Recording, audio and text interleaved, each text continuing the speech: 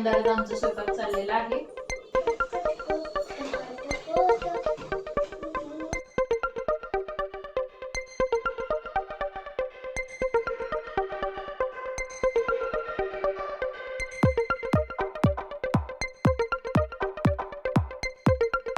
नमस्ते, नमस्कार मैत्रिणींनो. पुन्हा एकदा स्वागत आहे आपल्या नवीन ब्लॉगमध्ये. मी विद्या अगदी मनापासून तुम्हा सर्वांचं स्वागत करते. तर आता माझा चाललेला आहे संध्याकाळचा स्वयंपाक आणि आज भरपूर दिवसभर पाऊस पडलेला आहे, म्हणून मस्त चमचमीत आजचा बेत आहे. तर आज मी बनवते मस्त अशी छोलेपुरी. तर त्यासाठी इथं छोले लावलेत कुकरला बॉईल व्हायला आणि इथं मी कांदा आणि थोडेसे काजू तेलामध्ये इथं खरपूस असे भाजून घेते आणि मग मस्त अशी छोलेपुरी आज मी बनवणार आहे. तर टोमॅटो अजून कापून त्याचं पण प्युरी बनवून घ्यायचं आहे. आणि इथं अजून दुपारचा उरलेला होता डाळ आणि भात, त्यामुळे डाळ भाताचा कुकर काही लावायचं नाही आहे. तर फक्त छोलेची भाजी आणि पुरी तेवढी बनवायची आहे. पीठ वगैरे मी मळून ठेवलेलं आहे. सकाळपासूनच रिमझिम असा पाऊस चालू होता आज आणि दुपारी थोडासा मोठा देखील पडला पाऊस. आणि बाहेरची थंडी आहे ती रोजच्यापेक्षा वेगळी होती. खूप गारवा होता, त्यामुळे म्हटलं आज झणझणीत काहीतरी बनवावं थोडंसं. आणि श्राव्या पण 2-3 दिवस झालं पुऱ्या मागत होती, तर म्हटलं आज पुरी आणि छोलेची भाजीच बनवावी. म्हणून पीठ पण बघायचं मी मळून ठेवलेलं आहे आणि पुऱ्यांसाठी. आणि इथं छोल्याची भाजी बनवते. तर कांदा आणि काजू जे मी भाजून घेतलं होतं त्याची मी मिक्सरला लावून वाटण बनवून घेतलेलं आहे. आणि छोल्यामध्ये मी खडे मसाले सगळे टाकून उकडून घेतलेत, त्यांनी खूप छान असा एक फ्लेवर येतो. तर त्यानंतर अजून टमॅटोची प्युरी तेवढी बनवून घ्यायची आहे मला. आणि त्यानंतर मग पुऱ्या बनवते लास्टला. आज श्राव्य अनन्याचा अभ्यास तिचे पप्पा घेत आहेत, आज घरी आहेत त्यांनी. आणि मी म्हटलं मी स्वयंपाक करते, तोपर्यंत तुम्ही त्या दोघींचा अभ्यास घ्या. नाही तर रोज त्यांचा अभ्यास घ्यायचा रुटीन माझाच असतो, पण आज त्यांना म्हटलं तुम्ही घ्या, कारण स्वयंपाक मी करत होते. आणि एवढा गारवा होता ना, म्हटलं पटपट स्वयंपाक उरकून घ्यावं. आणि त्यानंतर अजून किचन पण क्लीन करून ठेवायचं असतं मला, कारण सकाळी डबा बनवण्यासाठी लवकर उठायचं असतं. तर त्यामुळे माझी गडबड चाललेली थोडीशी. आणि तेवढ्यात बघा इथे गेलेली आहे लाईट. सारखी 2-3 वेळा लाईट ये जा करत होती. तर इथं छान असं वाटणाला तेल सुटलं होतं आणि टोमॅटोची प्युरी बनवायची बाकी होती आणि लाईट सारखीच ये जा करत होती, त्यामुळे टोमॅटो काय मला मिक्सरला फिरवता आलं नाही, तर डायरेक्ट बारीक असे मी कापून टाकले. आणि त्यानंतर बघा आता मस्त असे छोले बॉईल झालेले आहेत. आणि ह्याच्यात पाहू शकता सगळे खडे मसाले मी ह्याच्यातच टाकलेत. तर मी काय करत असते, एका कापडामध्ये बांधून छोलेमध्ये ठेवत असते, पण आज मी तसंच टाकून शिजवून घेतलं. तर थोडीशी चहा पावडर पण टाकत असते. आज चहा पावडर नाही टाकलं मी, त्याच्याने छान असा एक कलर येतो आणि फ्लेवर पण खूप छान येतो. पण फक्त खडे मसालेच टाकले मी, विसरले ॲक्च्युली चहा पावडर टाकायचं आज. नाहीतर खूप छान असा फ्लेवर येतो छोल्याच्या भाजीला चहा पावडर थोडंसं टाकलं ना असं उकडवताना. तर पाहू शकता मस्त असं वाटणाला इथं तेल सुटलेलं आहे. तर आता हे छोले ह्याच्यात मी ओतून देते आणि ह्याच्यातले थोडेसे छोले जे आहे ते मी अनन्या श्राव्याला खायला देणार आहे, कारण अनन्या जी आहे ती भाजी तिखट लागते म्हणून खात नसते. त्यामुळे थोडेसे मीठ घालून आधी तिला हे छोले खायला देते, दोघींना पण देते. आणि थोडेसे जे आहे ते असं स्मॅश करून भाजीमध्ये टाकते, त्यांनी भाजीला पण एक छान अशी बाइंडिंग येते आणि टेस्ट पण छान लागते.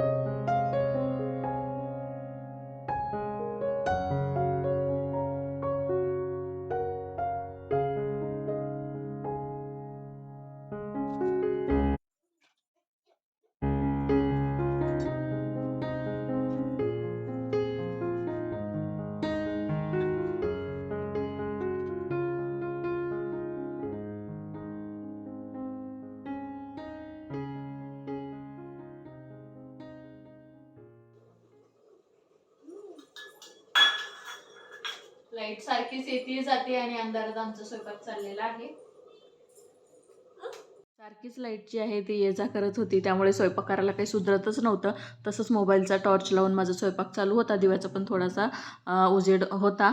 तर बघा इथं मी थोड्याशा पुऱ्या, आता 2 पुऱ्या लाटून घेतल्यात आणि ते तळून घेतल्या.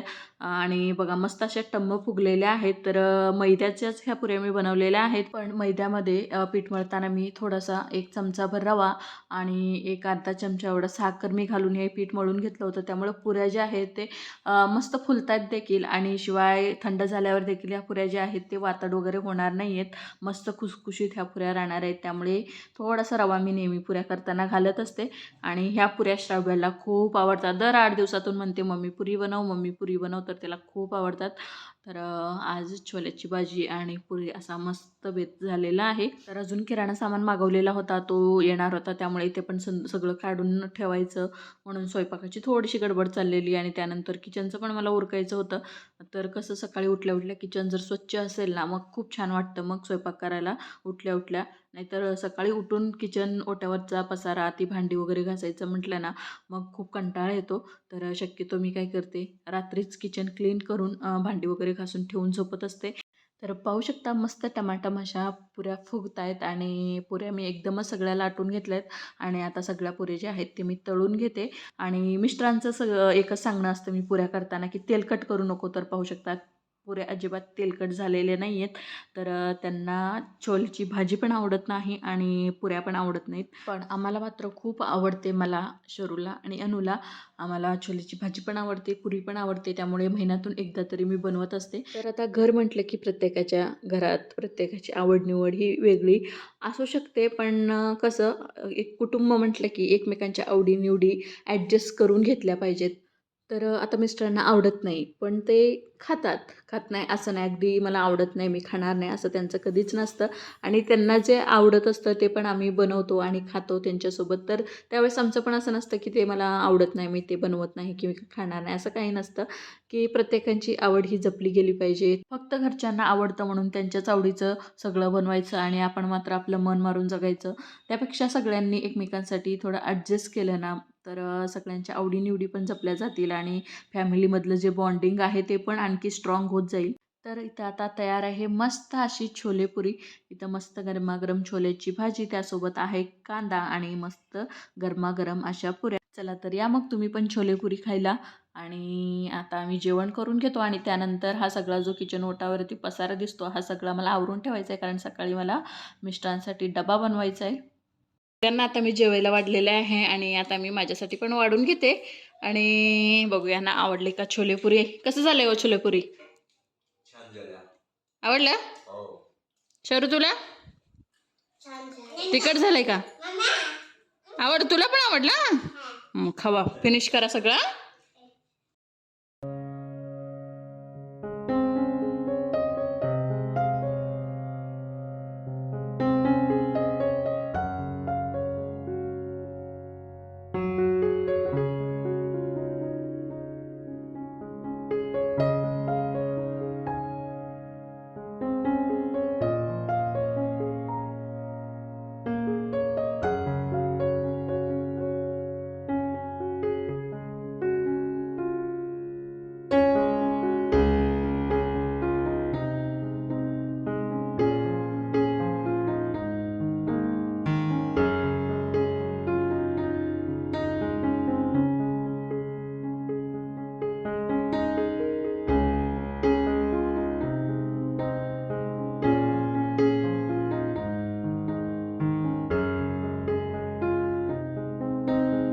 जेवण झाल्यानंतर पूर्ण किचन ओटा क्लीन करून घेतलेला आहे. सगळी भांडी घासून घेतली आणि बेसिनसुद्धा एकदम चकाचक आहे. तर दिवसाची सुरुवात अशा स्वच्छ अशा किचनपासून झाली ना, मग पूर्ण दिवस खूप छान जातो. चला तर मग हा ब्लॉग मी इथंच एंड करते. भेटते तुम्हाला आणखीन एका छानशा ब्लॉगसोबत. तोपर्यंत खा प्या मस्त राहा, आनंदी राहा, स्वतःची आणि कुटुंबाची काळजी घ्या. Bye bye.